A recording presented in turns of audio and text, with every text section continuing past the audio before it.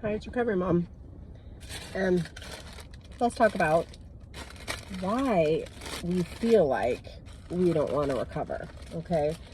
And so I had a message from somebody saying, hey, why do I feel like I don't really want to recover? And on top of that, like, other people live kind of under their set point or disordered, right? That was kind of the gist of what they were saying. Like, why do I even have to recover? Other people live these disordered lives and they're just fine. Let's talk about. Also, we're waiting for Eva to get out of the store. So if she gets out of the store, we're going to wrap it up. But what I will say is, you don't have to recover. Like, if you feel like you're just chilling along in life and having a good old time living under your set point and restricting your food, do it. I mean, nobody's going to come along and like tell you can't live that way. What I will say is, the people that you're seeing living that way fall into two categories, okay? A, they have an eating disorder, and that's why they're living under their set point. That's why they're taking their asses running all the time to work off anything they eat. That's why they're restricting, or on keto or intermittent fasting or whatever else they're doing. That's Camp A. Camp B, they don't have an eating disorder. And if they don't have an eating disorder and they do keto or intermittent fasting, or they're living just under their set point, or they're dieting all the time and they're stuck in diet culture, then they get to do that and not have an eating disorder. They're still going to probably have some repercussions of doing that, of living under their set point or living in diet culture. It can't be that fun to go out to pizza and always get a goddamn salad. Like, that's just not living fun. But I suppose there's a lot of human beings in our world that live that way. So you have to decide how you want to live your life.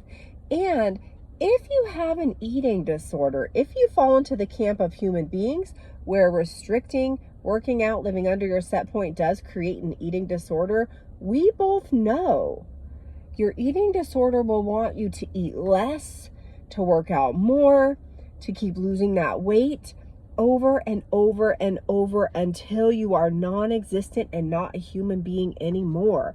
So for people like you and I mean, I don't know if that's you, but I'm assuming because you're on this recovery account, you might have an eating disorder, but I don't want to put that out there if that's not the case. But if you are a human being who does have, so good,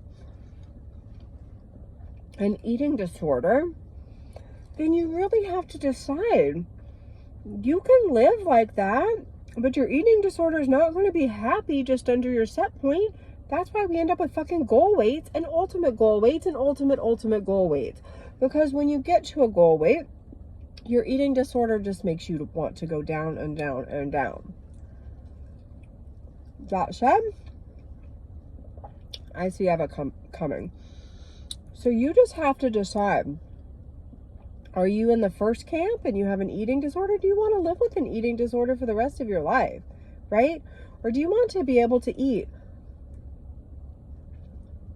Impossible breakfast sandwiches and milky sweet chai lattes in your car, just not even a meal or a snack, but just because your kid is in the store, right?